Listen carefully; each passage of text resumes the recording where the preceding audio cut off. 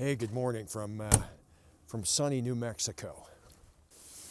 I have a few thoughts on the off-grid capacity of the new Winnebago FLX series campers. Let's talk about that in just a second, because I own a Micro Mini 2108 DS FLX series camper, and I've officially evaluated its off-grid capacity. Let's get into it.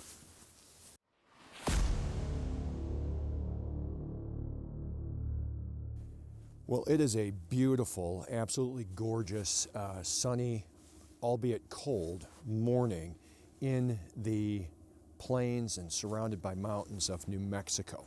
So if you're following along on my adventures, you know that I am living in the Winnebago, pulling with my Toyota Tundra 2013 Crew Max 5.7 liter. And we sold our home and we sold our business, and when I say we, my wife Joelle and I and our dog Watson, to live on the road and do photography and video and just do a nomad thing for a while to see where God's going to take us. And I'm in a wildlife preserve, and the geese they just seem to have like geese wars all the time and get mad at each other. So if you're hearing that, or if you're hearing the furnace, we're cold, so it is running. There's going to be a low rumble behind me for the entire video. But we stumbled across this Winnebago Micro Mini 2108 DS FLX series while looking actually for a North Trail Ultralight, which is what we were going to do. We hadn't intended on buying this rig, and when we went to the General RV in Florida, one of their locations, they had one of these, and the salesman showed it to us, and we decided it would be for us. So, as you know, I've done a lot of modifications to it, and you can see some of my videos in my RV modifications playlist. I'll put a link to that right here and some of the stuff that I've done.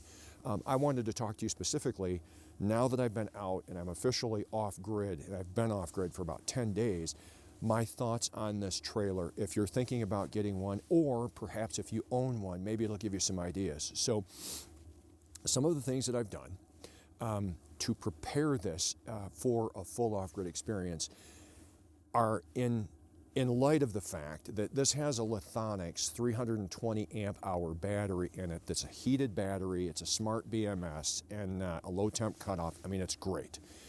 But they're $3,800 on sale. So 320 amp hours, in my view, is not enough to run this off-grid for a significant period of time. Now, Winnebago markets these Flexes as a 5-day off-grid. I suppose they can be 5-day off-grid if you don't ever use anything on the camper that requires power. Beyond that, out of the factory, they come with only 380 watts of solar on the roof, and that 320 amp hour battery. It is not enough if you need power. So in that, what I've done is an option that Winnebago is now providing, because they've realized this, is they will sell you a second Lithionics battery to work in tandem with your initial 320 amp hour to give you a total of 640 amp hours of battery for $3,800. Now, we're full-timers, and I know a couple other people that are full-timers or build full-time campers, and they've recommended getting a second battery. Now, I've done some research, and apparently you don't have to necessarily have the same make, the same amp hours and everything, but I'm a little leery with the extreme precision that these Flexes are built with, of adding, say, a 300 amp hour battery that's not heated to my system, that's maybe one of the other makers. I can't think of the names of them right off the top of my head, that are fairly inexpensive. I can get into something like that for, $900, for example. But I don't want to wreck my system.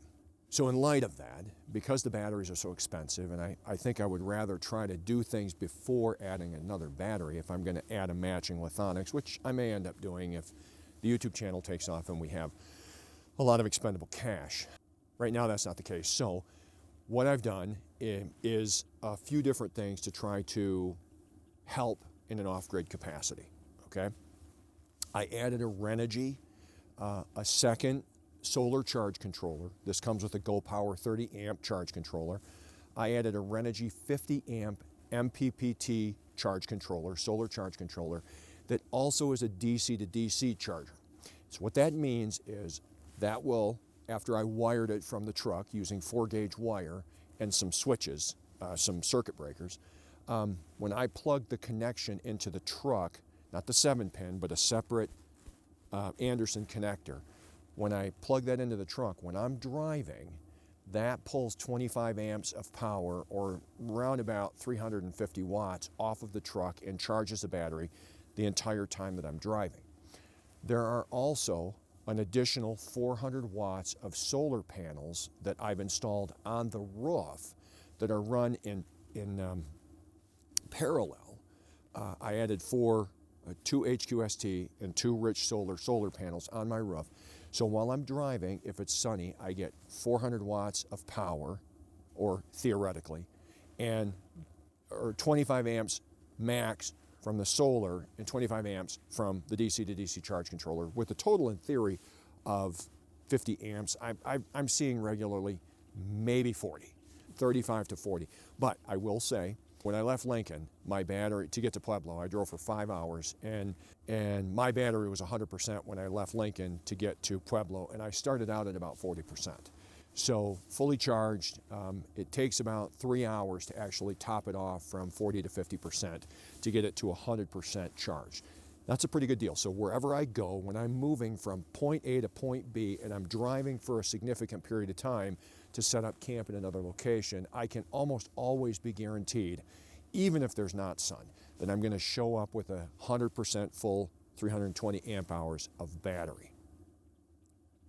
Now, one of the other things that I've done is, not only that, I added a 200 watt HQST, 200 watt rigid panel that I've kept loose. Now, this unit has a solar on the side port that you can plug up to 20 amps in, or 200 watts of solar in, but because it was wired improperly, I actually rewired that into the new charge controller.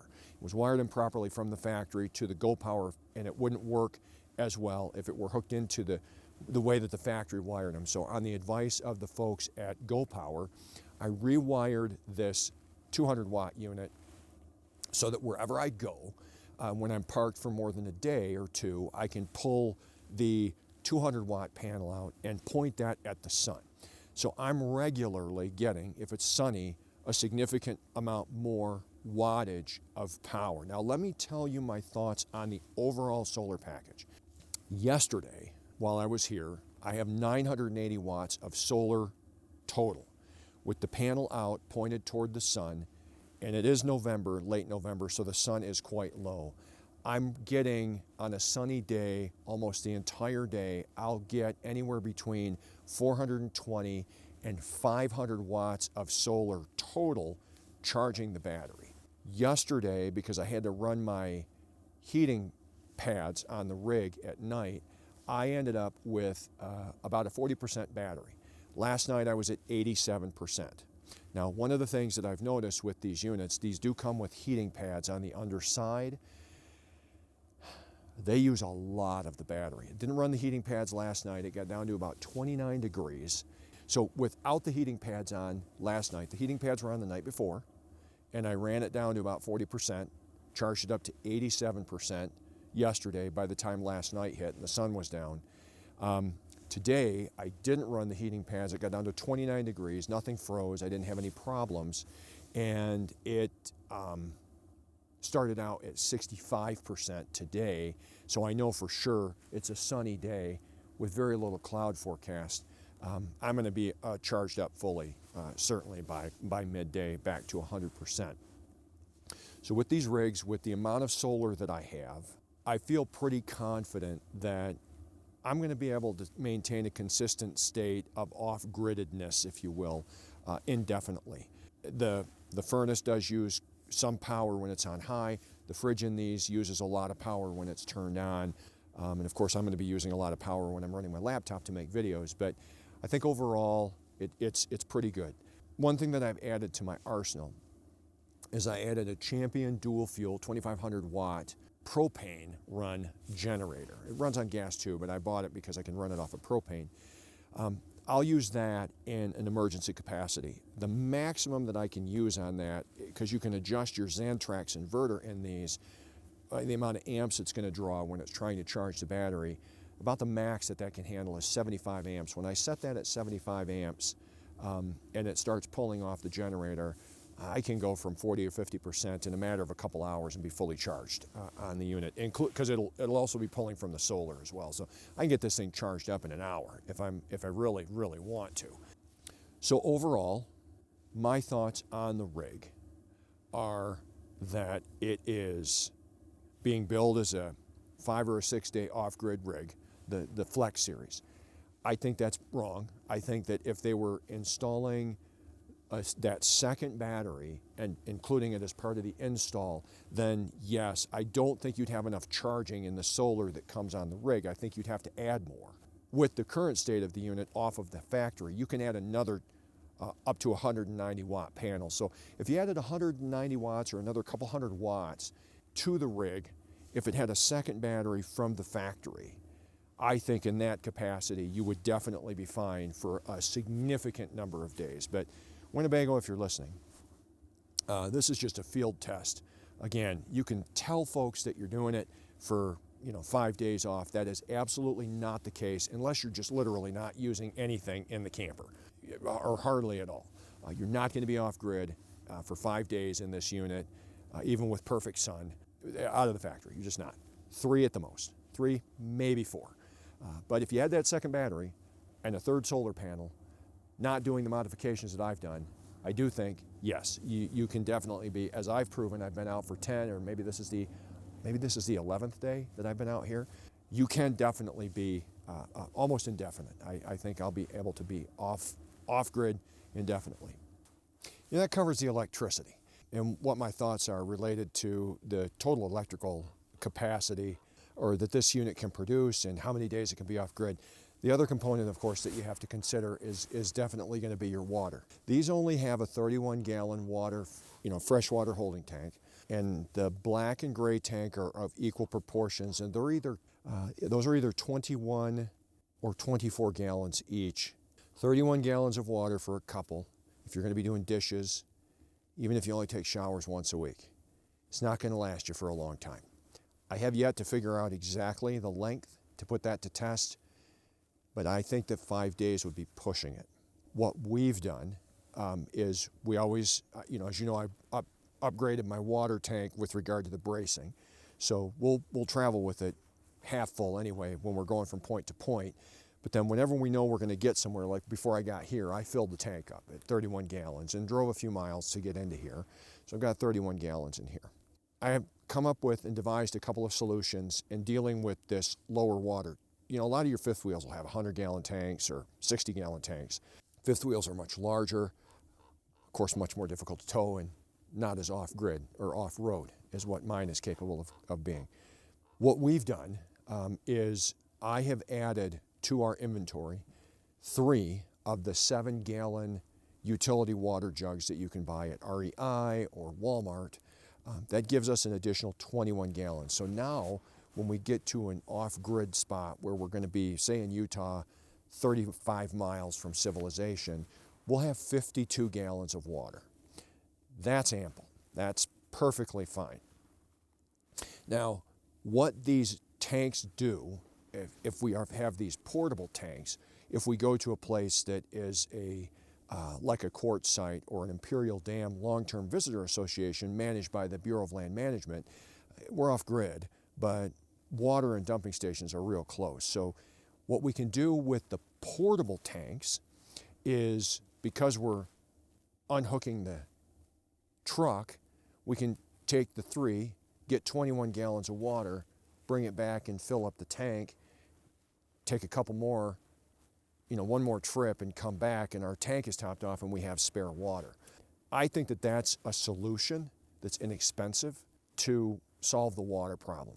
I don't typically try to travel with it full like that, but we'll get, again, 31 gallons somewhere, and then like even here, Maxwell, the town is only just around the corner, like 7 miles from here. So if I ran out of water, it would be very easy for me to get back what I lost by just driving into town, filling up with gas, and using their water station. Using any of the apps like RV Parky or iOverlander or Campendium, It's pretty easy to source water. It's not too difficult to source water, even at a rest stop. So if the black tank or holding tank for sewage gets full, another solution that I devised is I found this 6-gallon portable dumping tank. With this, worst case scenario, this is only the worst case scenario, I can take this tank off the back bumper from the rig. I can set it down. I have a little tiny short hose with an elbow, and I can release some of the fluid out of the black tank into this small portable tank that you see here. The nice thing about this is if we're in a place where we need to get it unloaded or at least reduced, we might find a place that has vault toilets like where I'm at right now. Well, we can take this is a 6-gallon holding tank. We can take 6 gallons of fluid off of the black tank, and we can then take it over to one of the vault toilets, dump it in, and that easily, 6 gallons of solid waste type thing, like a cassette toilet, it's a 5-gallon. That lasted me personally for at least 5 days when I was living in the van, provided you do everything you can do to try to find, like here, I use the vault toilets to go to the bathroom, should I need to, instead of using my black tank. Black tank only when absolutely necessary. So that is how I've resolved the freshwater holding situation, going from 31 gallons to 52 gallons in theory. The tank's getting full is really not going to be an issue for me. I don't like using the little portable tank. It kind of can be messy if you're not careful, but it'll work in a pinch. And I think it's a good solution. I didn't get one of the giant tanks that you'll see on people's ladders because I don't know how you would dump that. I don't know how those are dumped. I don't know if they have a pump on them or what, but I don't want to be pumping it either. So I feel like this is an easy, I can carry it, 6 gallons, it's not heavy. It also has a handle and wheels, so if I want to, I can roll it down the road to the dump. So these are my thoughts on the overall off-grid capacity with regard to these Flex series, whether it's the 2108, I don't know what they're, like the bunkhouse TBS or FBS, or the 2108 DS, which maybe stands for dinette system, I'm not sure, but any of the Flex model campers. These are my thoughts on how long you can go off-grid. I think I've proven out without spending money on the additional battery. I mean, I spent $450 on the generator, $250 on the DC to DC converter, with all the connections and everything, $350, so that's $700, $800. The solar panels, I spent an additional $300 plus this one, so that's $500. I've got $1,300 into it. $1,300 into what I've done, or round figures, $1,300 into all the additional solar, the DC to DC charge controller that I added, and all of the wiring, because I bought copper wiring, solid copper, and it's expensive. So $1,300 in, compared to $3,800 for a battery that I'm not convinced would be charged efficiently, and I think you would still have to add the DC to DC charge controller and at least another 200 watts of solar to really get the system charged back up if you had the 640 amp hours. I'm not sure. But for now, I've been off-grid for 10 days. I have yet to hook up to shore power, and I've yet to go below 45% on my battery, even using the tank heaters. My thought on the tank heaters is if I can get around using them, I don't want to, because they take the battery from 100% down to 40%, in the next morning, no question. And if you're using tank heaters, you're using your propane heater, and that's pumping out the electricity like crazy too. So I think it's best to try to avoid all of that if we can get around it by chasing warmer weather. So I hope that this review, or this sharing of my thoughts and experiences in this off-grid unit, this ability to be off-grid, is helpful to you if you're considering buying one of these, or if you own one. Some of the things that I've done maybe will help you to decide whether or not it's the right thing for you. For us, living in it full-time, it's important that all these things are functional and working the way that they should. I think overall I'm very happy with this unit. I'm looking forward to taking it around the country and honestly just showing you everything I can find with the beauty of America. So if you haven't already, please like the video. If you could subscribe, and then when you subscribe, hit that bell notification. when you hit the bell notification, you'll get updates for any of the videos or any of the posts that I've made that are coming out or have been released. I do all kinds of videos for RV modifications on my Winnebago 2108 DS FLX series. I do truck modifications, a lot of photography, a lot of storytelling with regard to landscape photography, and maybe some life advice thrown in there. I hope that you found it helpful. I hope that you found it encouraging. I hope that you found it inspiring. And by all means, if you have any questions with regard to what I've done on this unit, what product I've purchased, or if you have any thoughts how we could do things better, I welcome those in the comments section below. For now, that's going to do it for this video. This is Rob, and I will see you in the next one. I'm out.